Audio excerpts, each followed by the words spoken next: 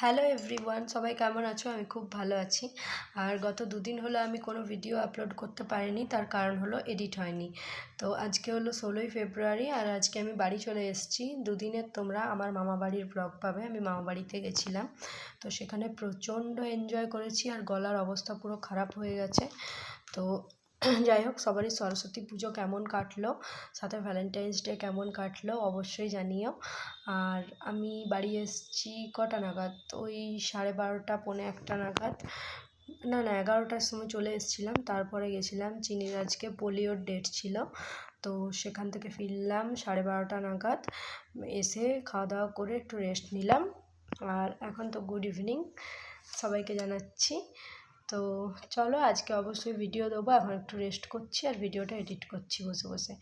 তো চলো, সবাইকে অসংখ্য ধন্যবাদ আমার ভিডিও দেখার জন্যে। টাটা।